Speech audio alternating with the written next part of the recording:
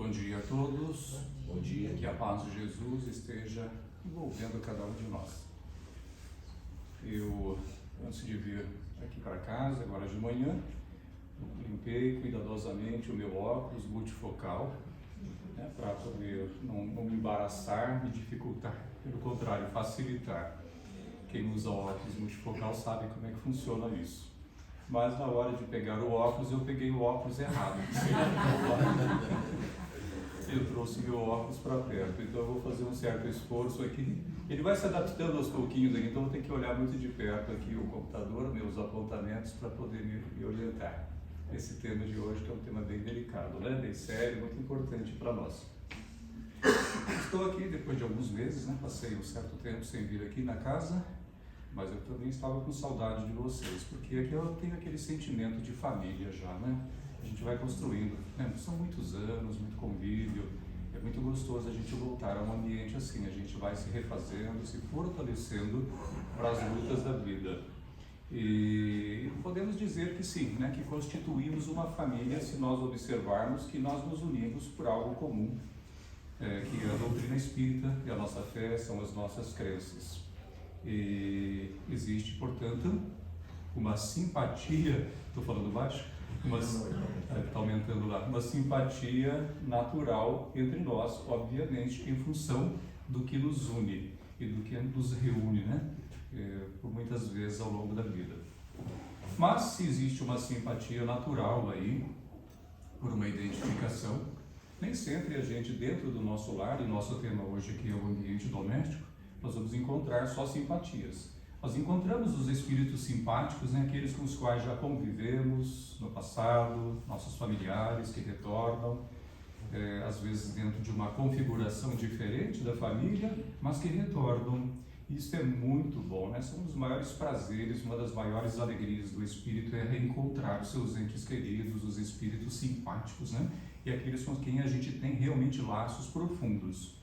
Mas sabemos também que o lar, ele não reúne, a família não reúne apenas pelos laços consanguíneos os espíritos simpáticos. Também nos deparamos com alguns, até mesmo antipáticos, avessos a nós, mas que por força da lei divina, nos reunimos. E se Deus nos reuniu dessa forma, dentro do mesmo ambiente doméstico, isso obviamente tem um sentido, tem um propósito e muito profundo e de extrema importância para nós. A nossa maneira de conviver, de viver ao longo dos anos é que vai nos conduzir a um resultado positivo, de crescimento, de harmonização, de ajustamento, às vezes divinas, ou não, segundo a nossa conduta. Aí é que vai aparecer, obviamente, ou deve aparecer, o conteúdo da nossa doutrina em nossa vida, através do quê? Da prática espírita. Então, ultimamente eu tenho vindo muito à mente essa questão da prática espírita, estou insistindo, vou continuar insistindo, sempre nisso, a necessidade da prática. É muito gostoso o conhecimento, ele nos fortalece, até nos rejuvenesce, nos dá uma alegria, dá um ânimo para a vida, mas fundamental é a aplicação nos momentos devidos da nossa existência.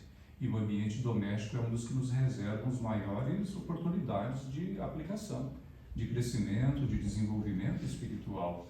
É o caminho da felicidade. Não tem como contornar, Não tem. A gente pode até se afastar um pouco, às vezes criar embaraços, mas não tem. Sempre estaremos de retorno ao ambiente doméstico para viver aquilo que necessitamos viver com aquelas criaturas que Deus colocou junto de nós, sob o mesmo teto. Dentro da nossa casa, nós, não aqui, no grupo que eu frequento, nós fazemos entrevistas de todos aqueles que adentram o ambiente, fazemos o acompanhamento. E pelas entrevistas que temos feito ao longo de décadas, nós percebemos aí que o tema família, as questões familiares aparecem na maioria dos casos. Talvez 80%, 90% de todas as pessoas que buscam a casa tem alguma questão relacionada à vivência doméstica, no campo das dificuldades mesmo, que enfrentam no dia a dia. Então isso já nos dá também uma ideia bem prática da importância desse tema para nós. Jesus desenvolveu várias parábolas com a temática doméstica. E viveu muitos momentos, digamos assim, também domésticos, né? Já que quando ele iniciou sua missão, ele deixou de ter a sua família consanguínea. Ele não teve mais família a partir daquele momento, no sentido estrito da palavra. Ele passou a cultivar e a viver a família universal. Esta era a missão de Jesus. Ele não podia fugir disso. Foi batizado? Pronto. Ele deixou de ter a sua família. Ele deixou de ter o lar. Ele deixou de ter uma cama, deixou de ter roupas, deixou de ter suprimentos para o dia a dia, deixou tudo e entregou-se plenamente, integralmente a Deus, a viver a sua mensagem, né? A sua missão, uma confiança absoluta. Né? Aquela criatura que começava a cada dia sem saber onde iria almoçar, se iria jantar naquele dia, se teria uma cama para dormir naquela noite, né? Naquele dia. Essa foi a vida pública de Jesus, algo que nós normalmente não pensamos. Aí nós vemos que temos tantas facilidades, né? E Jesus viveu isso. E ele sabia que vivendo integralmente o que Deus queria dele, ele estaria sendo atendido plenamente também em suas necessidades. E aí que aparece o sentido de providência divina, em seu sentido profundo e integral.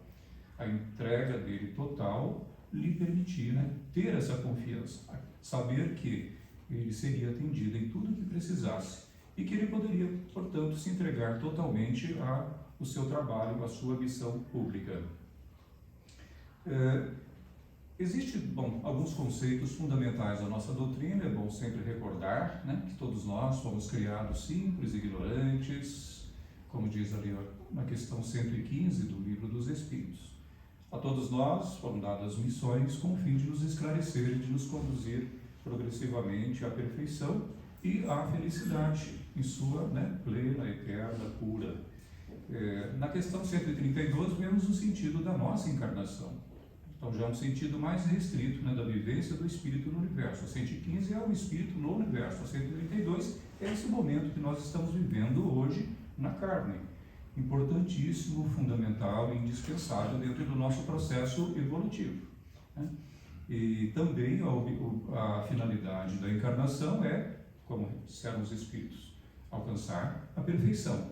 Então vejam que ela se casa com a 115 e tem que se casar mesmo, né? É o mesmo propósito.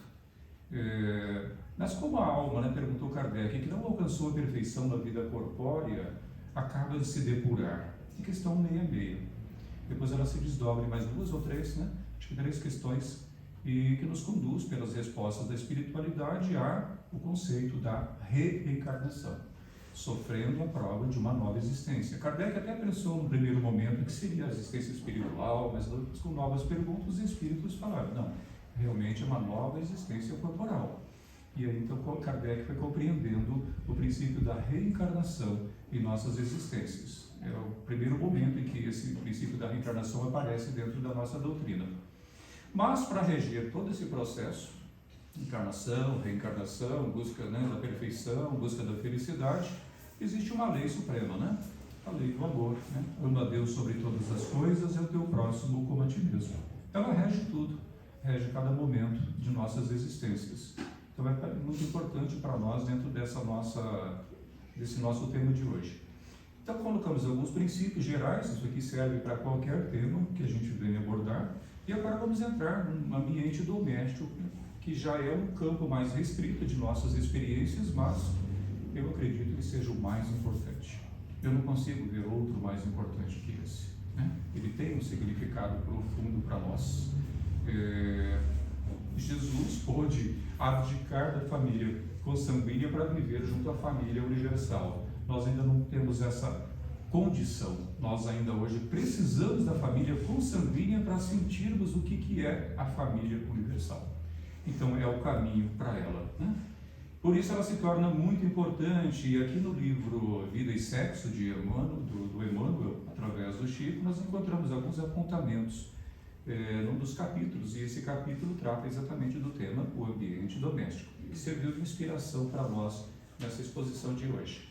E aqui Emmanuel nos fala que frequentemente, aliás, aqui ele está pegando algo do Evangelho, ele só coloca em epígrafe, né, uma frase, e depois ele faz os seus comentários. Frequentemente o espírito renasce no mesmo meio em que já viveu. estamos, portanto, junto daqueles com quem já vivemos. Não é o meio físico, é aqui estamos falando do meio em termos de pessoas, de personalidades envolvidas na família. Estabelecendo de novo relações com as mesmas pessoas, a fim de reparar o mal que lhes haja feito. Olha que interessante, a fim de reparar o mal que lhes haja feito. Então, nós recebemos dentro do nosso lar, convivemos dentro da mesma família, por laços consanguíneos, com criaturas que muitas vezes nós prejudicamos. Nem todos foram prejudicados por nós, mas em alguns casos, sim, nós prejudicamos. Prejudicamos como? De formas diversas, às vezes moralmente, né? Reduzindo a pessoa, diminuindo, destruindo, né? Levando a criatura a uma doença, a uma enfermidade psicológica, emocional, né? Às vezes exigimos demais dela, conduzimos para maus caminhos pelas nossas influências pessoais dentro de um convívio. De repente ela nem era da nossa família, passou a ser em função disso, inclusive, né? Pela reencarnação. Enfim, nós podemos ter prejudicado de muitas formas. Nós conduzimos, infelizmente, mal nossas vidas e muitas outras pessoas em vidas passadas. Eu sempre digo, nós principalmente que somos os palestrantes, os dirigentes das casas espíritas, aqueles que estão mais adiante, todos nós somos mais responsabilizados, nós temos uma responsabilidade maior. Todos nós já conduzimos outros. Hoje nós estamos tendo a oportunidade de refazer, de reconstruir, de reparar, né? Porque não basta só a conscientização, o arrependimento, é necessário também a reparação. Senão ficaria muito tranquilo, né? Me arrependi, estou perdoado, sigo a vida tranquilo? Não, né? Tem consequências, e a gente tem que ir de encontro a essas consequências, tanto aquelas positivas quanto as negativas. Habitualmente a equipe familiar, diz Emmanuel, se aglutina segundo os desastres sentimentais das existências passadas. Veja só, isso é forte. Desastres sentimentais. Muito fácil a gente, né, cair no campo da emoção, na emoção inferior, estabelecendo domínios, controles, posses, né, uma afetividade exagerada, e às vezes era até positiva a princípio, mas tudo que é exagerado traz problemas, né? Sempre onde há exagero, gente, de comportamento, há algum problema. Mesmo quando a criatura demonstra extrema, parece extrema virtude, mas ainda aí há necessidade de equilíbrio. Às vezes a gente pode se enganar e é bom ficar atento a isso, né? Principalmente no convívio nosso aí de cada dia, dentro do lar e nos nossos agrupamentos espíritas, inclusive. Isso requer muita atenção. Debitando-se aos componentes os distúrbios da afeição possessiva. Olha só, afeição possessiva, às vezes é até algo positivo, bom, muito afeto positivo, mas acaba se tornando controle, né? Se daí vem o quê? Vem o ciúme, né? Vem a agressividade, né? Vem os embates, né? E isso aí agora já se torna um problema e não solução. E a se traduzirem por uma ternura descontrolada e ódio manifesto, ou uma simpatia e aversão simultâneas. Veja bem, simpatia e aversão ao mesmo tempo, uma hora uma coisa, outra hora outra. Isso é comum dentro dos lares. Fala uma coisa boa agora, está se abraçando, alegre, daqui a pouco já está brigando, está xingando, daqui a pouco já passou, e fica nesse vai e vem, quando na verdade o nosso dever, o nosso empenho é de buscar ter uma conduta sempre mais equilibrada realmente, através da oração, mesmo utilizando aí, se necessário, a oração, a vigilância. Aliás, quanto mais eu vivo, mais eu percebo a importância da oração para o nosso reequilíbrio, para a superação de momentos difíceis, né, desafiadores para nós, face às nossas limitações, claro, para que a gente possa se reharmonizar internamente e também reharmonizar como consequência o ambiente da casa, já que o ambiente de uma casa, seja uma casa espírita, seja a nossa residência, ele sempre será reflexo das mentes daqueles que aí vivem, né? Não há como querer harmonizar um ambiente sem harmonizar aqueles que estão ali presentes. E aí, oração, vigilância devem fazer parte, além do exercício do convívio, né, do saber falar. A gente vai tocar um pouco mais nisso mais adiante. Decorre daí a importância, diz Emmanuel, dos conhecimentos referentes à reencarnação, nas bases da família, com pleno exercício da lei de amor. Aqui surge a proposta de Emmanuel, né? Resgatando o tema reencarnação, que nós colocamos ali atrás, questão 166. É fundamental esse princípio para nós, né? Da reencarnação. Sem ele não conseguiríamos compreender nossas existências. No livro Jesus no Lar, é um livro antigo, né? Jesus no Lar, uma obra pequenina. Lá no meu princípio de doutrina a gente usava bastante. Depois a gente acaba, às vezes, deixando de lado algumas obras, trazem tantas historinhas muito simples, e às vezes aquela simplicidade que a gente parece que não consegue às vezes compreender, que naquela simplicidade tem um conteúdo profundo. E ali nós encontramos o Espírito Nélio Lúcio nos dizendo que o lar é a escola das almas. Escola, é isso que ele coloca. Então é um local de quê? É um local de aprendizado, é um local que Deus nos oferece para que a gente possa fazer a aplicação dos conhecimentos que nós adquirimos ao longo da vida, inclusive no meio espírita. No ambiente doméstico, o que nos parece aflição, diz Nélio Lúcio, né, ou sofrimento, é na verdade um recurso espiritual. É difícil às vezes para nós fazermos essa ligação da nossa necessidade e a experiência que nós vivemos dentro do lar. Às vezes parece que é uma coisa que não tem nada a ver, né? Meu marido é assim, minha esposa, meu filho tem essa dificuldade, mas eu sou eu, como se não houvesse uma vinculação, uma ligação. E eu penso que realmente não é muito fácil a gente entender essa ligação da necessidade de aprendizado com a experiência que está vivendo. Parece que a gente já aprendeu, né? Que a gente não está precisando. A gente acha até às vezes que a gente está ali para ensinar e não para aprender.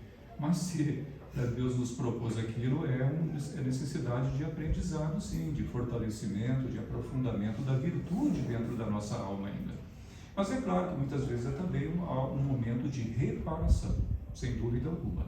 Se temos uma aversão a um familiar, uma dificuldade de convívio, há aí uma necessidade de reparação. Estamos reparando, estamos sendo chamados à reparação, a reconstruir onde nós destruímos, né? A fazer diferente, em prol daquela criatura e de nós mesmos, obviamente. Somente aí, de encontro uns com os outros, examinando as aspirações e tendências, observando defeitos alheios e suportando-os, aprenderemos a desfazer as próprias imperfeições. Então aqui ele já vai esmiuçando um pouquinho mais a questão, né? Já vai falando sobre os defeitos alheios. Mas aprender o que com isso? A suportar esses defeitos alheios, suportar os limites, as características, vamos chamar assim, é ruim falar defeito dos outros, né? A característica do outro que é diferente da nossa. Isso às vezes exige muito de nós. E aprender a suportar. Costuma se traduzir o verbo suportar como dar suporte, né? Para não ficar aquele sentido só negativo. Suportar é dar suporte. E dar suporte é algo positivo. De certa forma, então, estamos sendo chamados também a dar um suporte emocional diferente, uma orientação diferente. E nem sempre a orientação é pela palavra, é simplesmente pela postura, né? Pela maneira como nós nos conduzimos diante daquele momento, naquela situação. O aprendizado vem mais depressa quando nós o exemplificamos. Aliás, costuma-se dizer, tem um autor, não me recordo agora, que diz, né, que na verdade o outro só vai aprender conosco mediante não o que nós falamos, mas somente através do que nós fazemos, só pela nossa exemplificação, né? Aí é algo indiscutível, né? E assim nós vamos aprendendo a desfazer as nossas próprias imperfeições, né? Que seria o que? A nossa tendência à intolerância, à impaciência, né? A ficar irritado facilmente, a se desequilibrar por qualquer coisa, a não gostar de ser contrariado. Enfim, nós estamos sendo chamados aí no exercício da paciência, do autocontrole, né? Do autocontrole, do silêncio, às vezes é só silenciar, né? Aquilo que nós estamos de fato necessitados de aprender, desenvolver em nossa alma. Sem isso não há como alcançar aquela condição de perfeição e de felicidade. Não há. As impurezas da alma são o quê? As nossas impaciências, nossas más tendências, que devem ser removidas. No livro dos Espíritos, nós vamos encontrar ali na questão 919, Santo Agostinho nos falando sobre o que ele fazia, né? Ele não está dando uma lição, explicando, ele diz que ele fazia isso todos os dias, ele parava,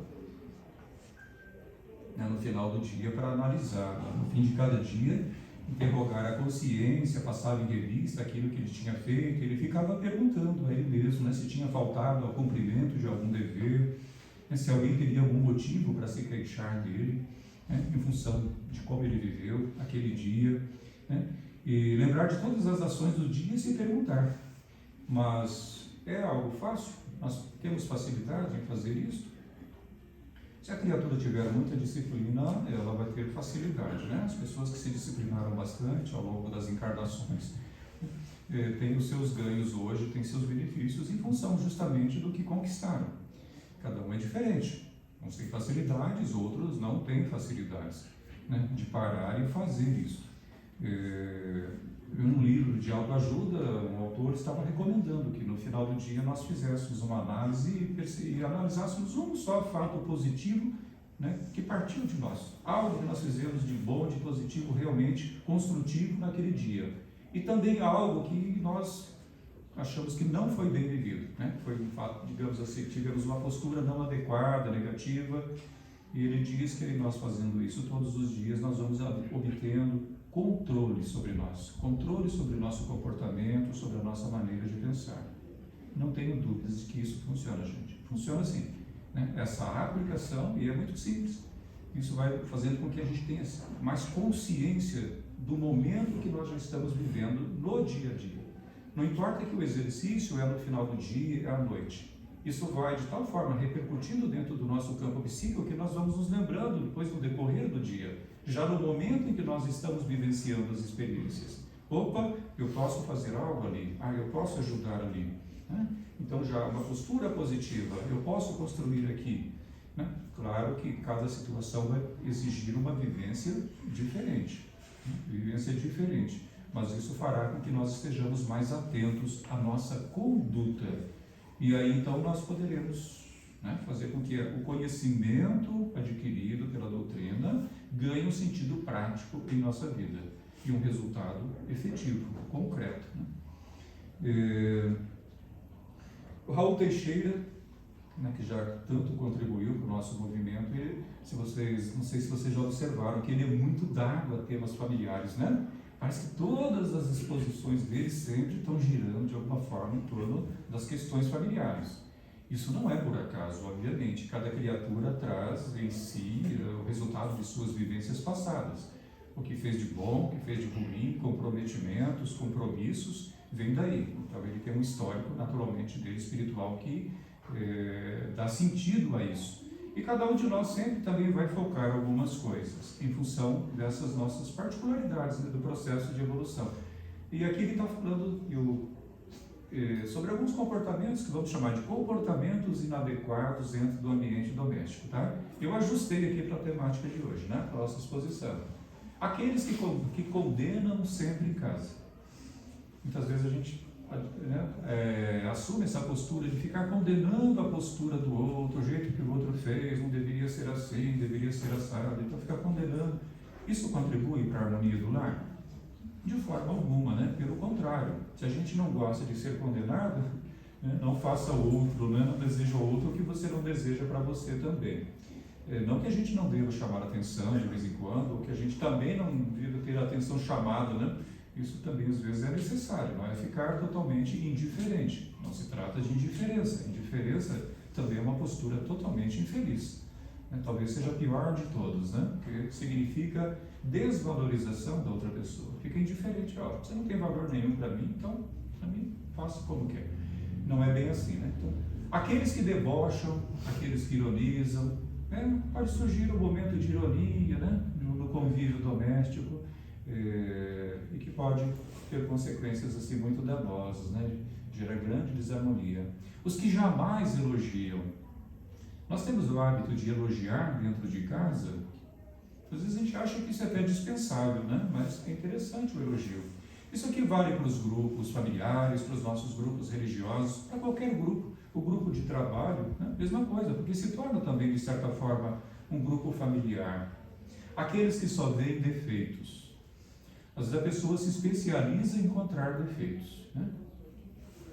Pior ainda se ela for assim, trabalha na área de mecânica, né? Porque eu já observei que pessoas que trabalham na área de mecânica, ou que estão sempre buscando defeito para arrumar, né? Porque é da vida, é da pessoa, elas têm a tendência também de procurar defeitos em tudo, né? Porque elas se especializam em procurar defeitos, mas com o objetivo de resolver o problema e ajudar uma pessoa, né, a viver melhor através da sua observação. Na verdade, é só uma questão de direcionamento.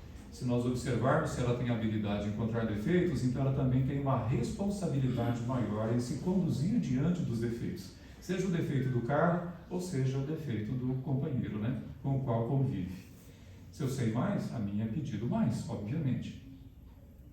Aqueles que falam com aspereza, né, não sei se é um problema só meu, né, ou se vocês também já viveram isso, né, às vezes de falar com aspereza, né, de forma impulsiva, no desrespeito. Quantas vezes talvez já tenhamos agido dessa maneira dentro dos nossos ambientes familiares?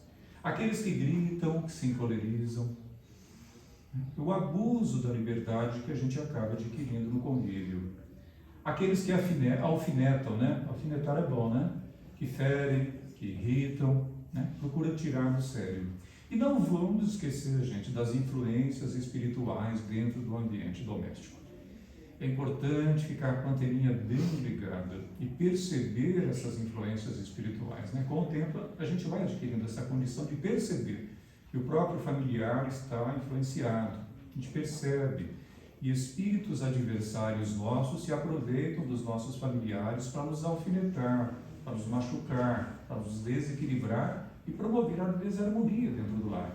Porque eles nos conhecem e o familiar nos conhece muito bem. Então ele se utiliza dessa facilidade do familiar nos conhecer para nos atingir nos pontos frágeis através do familiar. O familiar acha que é ele que está falando apenas, né? Mas não é, na verdade também está servindo de instrumento.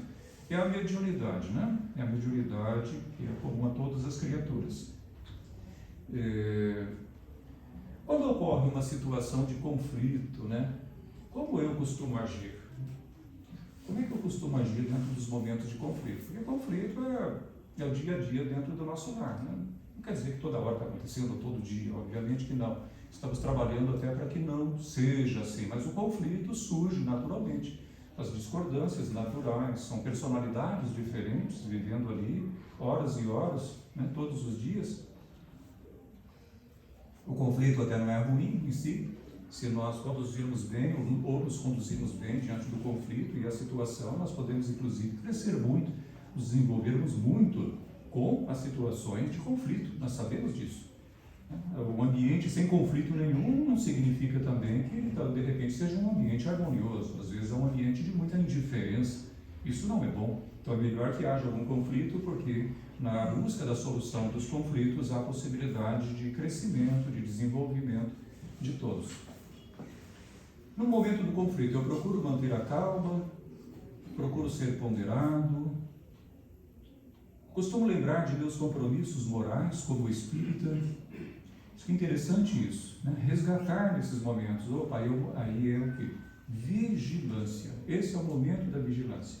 Vigilância não é só ficar atento para que eu não erre, para que eu não caia em tentação. Vigilância também é, fique atento para não perder a oportunidade de fazer o bem. Sabe, fique vigilante, porque se não estiver vigilante, perco também as oportunidades, não é verdade? Claro, com certeza, elas podem ser muitas, mas eu acabo perdendo por falta de vigilância. Então a vigilância também pode ser entendida positivamente, deve ser entendida. Uso sinceramente essas situações aí como oportunidade de exercitar o autocontrole, a calma, o discernimento e uma ação correta. Essas são perguntas que eu formulei, tá? Faço uso da oração regularmente para me reequilibrar. Procuro estar vigilante. Bom, que já é isso que eu acabei de comentar com vocês. Percebo que as situações adversas são provas para mim e procuro vigiar. Situações de prova, gente. Prova. Nós passamos por muitas provas ao longo do tempo e elas são necessárias para nós. As provas são necessárias. Às vezes ocorrem coisas assim, e comigo já ocorreu, poxa, mas por que a espiritualidade me permitiu que isso acontecesse? Será que eles não estão atentos também? Às vezes situações que você vê claramente que foi provocada por adversários espirituais, mas por que aconteceu isso? Por que deixaram isso? Então eu fiquei bons anos pensando nisso, até que de repente eu percebi, prova, são situações de prova, porque depois de alguns dias sempre eu percebo a presença dos amigos espirituais, ajudando a resolver o problema. Mas, se houvesse uma intervenção direta o tempo todo dos espíritos amigos, nós não seríamos provados nunca. Então, às vezes é necessário você passar pela experiência para poder ver, opa, estou crescendo, estou aprendendo com ela ou não. Eu recentemente, para quem já viveu mais de 60 anos, qualquer coisa é recente, né? Qualquer 5 meses, 8 meses é recente, viu, gente? Para quem é jovem, né? Para quem é jovem não, fala, não é tão recente, né, tio? Então eu estava numa fila de uma lotérica na cidade para pagar uma conta, né?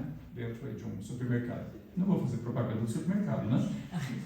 E de repente na fila uma dor muito forte na perna direita. Era muito forte mesmo. Eu até escorei ali, falei, puxa vida, será que eu vou aguentar? E veio do nada, né? E falei, bom, isso pode ser coisa espiritual, né? Eu já vivi tantas experiências desse tipo, espirituais, só que são diferentes, né? Cada vez é uma coisa diferente, você é surpreendido. Eu falei, não, eu vou ficar firme aqui, não vou sair, eu vou fazer o que eu tenho que fazer. E de fato eu fiz, e saí manquitolando do mercado, e fiquei uns 3 dias manquitolando mesmo, né? Porque a dor foi reduzindo, mas eu entendi, poxa, bom, por que deixaram isso acontecer? Para mim, claro, estava evidente ali uma ação espiritual. Os espíritos conseguem, tem espíritos danados, são especialistas, eles sabem como fazer isso. E depois de uns 3, 4 dias, eu de repente estava em casa, uma sonolência muito grande, isso é um fenômeno muito comum comigo. Muitas vezes os espíritos vêm, eu sei que eles só podem aplicar algum passe em mim, eu sinto uma sonolência grande, eu tenho que deitar. Eles querem ter algum contato comigo. Então eu já vivi coisas incríveis dessa forma aí. Mas nem sempre eu guardo a lembrança do que eu vivi, eu simplesmente às vezes me vem depois intuitivamente. E aí então de repente eu joguei na cama de bruços, de qualquer jeito, de atravessado lá, com as pernas de fora, adormeci. E depois levantei depois de um certo tempo e fui cuidar das minhas coisas e percebi de repente, puxa, sumiu a dor. Mas estava tão gostoso, tão prazerosa assim aquela dor, que parecia que estava até melhor do que antes. E aí de repente eu me recordei que 2 entidades estiveram em contato comigo ali, naquele momento em que eu adormeci. Então, eu deitei de bruços, mas eu me lembro que eu estava depois virado, né, meio que acomodado nos cotovelos na cama, né? Eu nem estava bem sentado, com as pernas esticadas e meu corpo obviamente continuava ali na sua posição natural. Ali era o corpo espiritual. E 2 entidades estavam à minha frente. Eu não me lembro do que fizeram ou o que deixaram de fazer, mas eu sei que obviamente elas foram ali para resolver o problema, depois de uns 3 ou 4 dias. Então vejam que houve um tempo para ver, tempo de prova, para ver como eu iria reagir àquela situação. Se eu iria ficar apavorado, desequilibrado, correr atrás do médico. Eu normalmente quando tenho algumas dores, seja onde que for, gente, eu espero 3, 4, 5 dias. Eu espero passar cada... Pode ser apenas um fenômeno orgânico passageiro ou às vezes até uma intervenção espiritual. Então eu espero, não me apavoro de jeito nenhum. E normalmente se resolve tudo muito bem. Até hoje estou vivendo muito bem, graças a Deus. Sem maiores problemas na área da saúde. Então, tem as situações de prova que nós somos submetidos. Como eu me conduzo diante daquele momento? Será que não, gente, não vou no trabalho, estou com uma dor aqui na perna, né? Às vezes a pessoa fala isso, apoie no meu grupo, apoie no grupo aí para o pessoal vibrar para mim, orar para... Às vezes a pessoa coloca isso. Gente, essa não é a melhor maneira de nós enfrentarmos certas provas em nossas vidas, né? Isso ainda quer atenção, quer o carinho, quer colo, na verdade, né? Quer falar, olha, eu estou sofrendo tanto, se nós soubermos calar e lidar com isso até o fim, melhor, né? É o crescimento, é o desenvolvimento, é o fortalecimento do espírito. Não quer dizer que a gente não deva procurar ajuda. De repente, às vezes, você está precisando mesmo, quando a coisa parece que está fora do controle, às vezes até quando está relacionado a uma outra pessoa, aí já é uma outra situação, né? Mas então, estar atentos a isso. Eu coloquei aqui agora, na sequência, o que eu estou chamando aqui do campo da prática espírita, né? De umas regrinhas de conduta, né? Na verdade, algumas sugestões de comportamento dentro da questão do ambiente doméstico. Nós começamos mostrando os princípios, né? Alguns princípios importantes, fundamentais da nossa doutrina. Entramos no ambiente doméstico, já falamos bastante sobre ele, demos alguns exemplos, e aqui algumas situações mais a miúde dessa convivência. E isso aqui não é meu, eu peguei de vários autores, principalmente André Luiz, Emmanuel, tá? Algumas regrinhas que a gente vai com elas fechar a nossa exposição de hoje. A primeira, já um pouco mais abrangente, mas eu acho fundamental que a gente pense nisso. Evita contender. Evite as contendas. O que é contendas? Até fui pesquisar lá, porque às vezes a gente já tem uma ideia do que se trata, mas não custa nunca procurar o dicionário, né, professora? A professora está aí, ela vai bater palmas para mim, né, professora? Tem que pesquisar mesmo, né? A gente vai aprendendo mais. Disputar, né? Contender é disputar. A gente às vezes disputa alguma coisa dentro do lar, isso acontece nos lares de vocês, disputar alguma coisa, a gente disputa, né? Coisinhas bobas, e começa aquelas disputas, né? Aquelas contendas, os debates, polêmicas, né? Polêmica é assim, aquela situação onde parece que já acabou e aí você não deixa acabar, você puxa alguma coisa de novo para esticar e vai polemizando, né? Continua polemizando. Polemizar é um vício para muitas pessoas, e eu um dia fui advertido seriamente em público porque o meu palestrante falou: você é polêmico. Eu falei: eu não sou. Então eu já estava querendo polemizar, né? Imagina se eu ia deixar. Então depois, com o tempo, eu fui criando consciência, né? Polemizar, isso é polêmico, né? Polêmico não basta que a discussão acabe, ele vai estendendo. É vício, gente, vira um vício. Mas é um vício que satisfaz o quê? Satisfaz ao ego.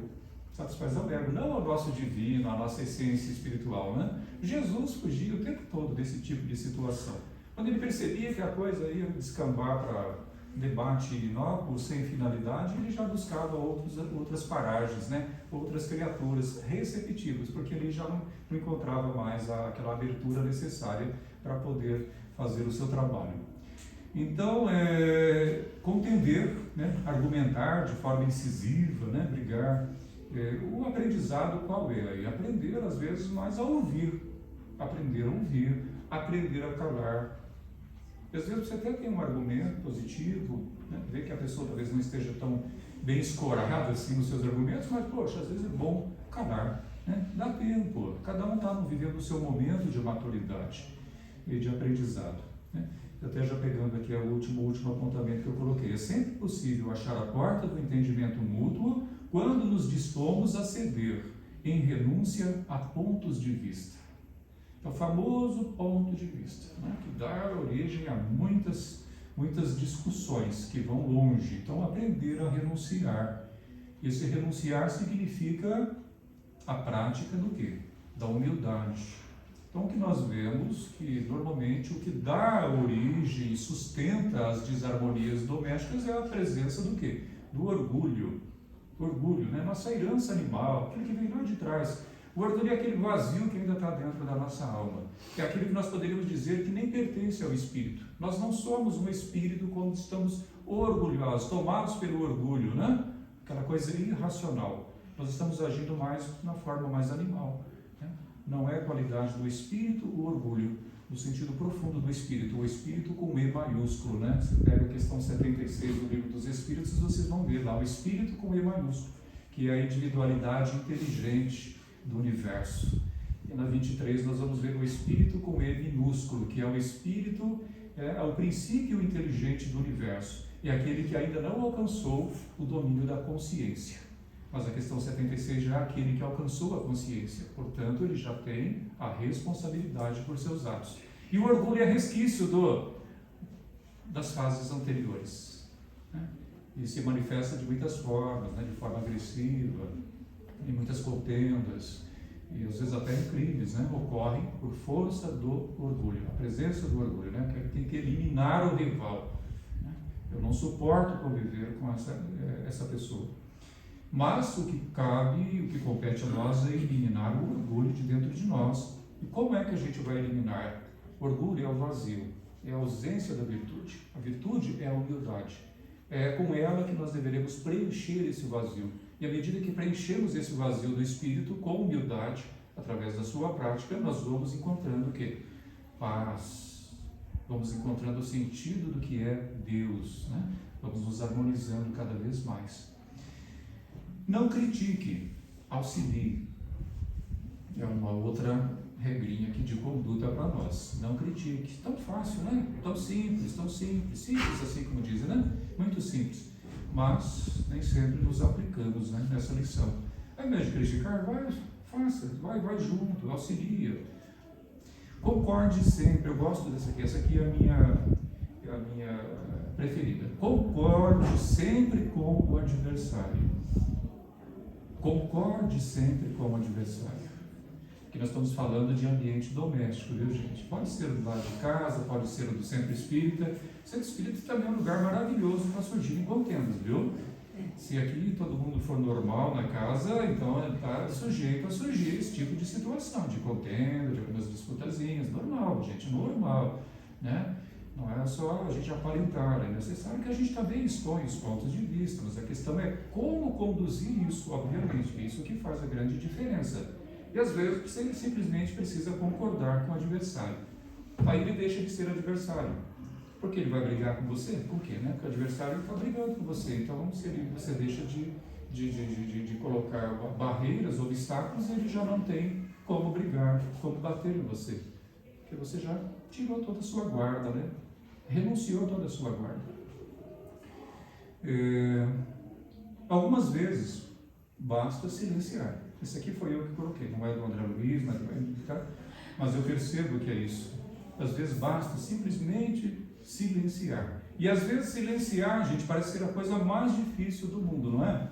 Parece ser a coisa mais desafiadora do mundo. Porque o nosso orgulho não quer deixar, né? Nosso autoritarismo não quer deixar a gente silenciar.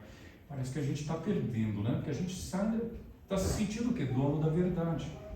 É o ponto de vista meu que tem que sobrepor do outro. Você está errado, né? Então não é o caminho, né? Nós não fomos chamados ao mundo para isso, mas para viver a humildade, né? Ensinar o outro através da nossa paciência, da nossa compreensão. Às vezes a gente fala algo para uma pessoa hoje, ela só depois de alguns anos ela vai compreender. Nossa, olha, sabe aquilo que você me falou aquele dia? Às vezes passaram-se já 5 anos. Então ela precisou de 5 anos para compreender aquilo que nós tentamos passar para ela no certo momento. E nós também vamos compreender daqui a 5 anos algumas coisas que estão tentando falar para nós hoje, nas palestras que a gente assiste. A gente nem compreende, né? Fala, puxa, essa palestra foi sem graça. Mas depois de 5 anos a pessoa fala, puxa vida, olha, lembrando bem o que aquele palestrante falou aquele dia, ele falou tal coisa. E a palestra estava sem graça naquele dia, né?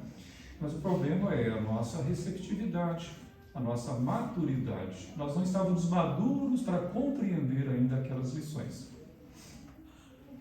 Colabore na sua... Opa, já estou no limite. Colabore na solução de um problema sem alterar-se na queixa.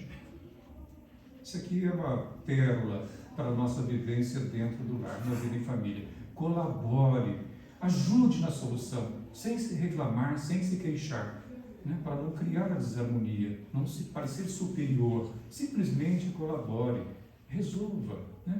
E por aí então, com esses apontamentos, a gente deixa aqui a nossa mensagem nessa manhã de domingo maravilhosa, junto a essa grande família que nós temos aqui dentro desta casa. E que se estende, obviamente, essa família de pessoas que estão nos acompanhando, né? Aqui através do site, está aqui, que estão também nos assistindo, e que essa mensagem possa ir o mais longe possível, né? Que Deus esteja conosco, que a paz permaneça em nós, não só neste domingo, mas em todos os dias de nossas vidas.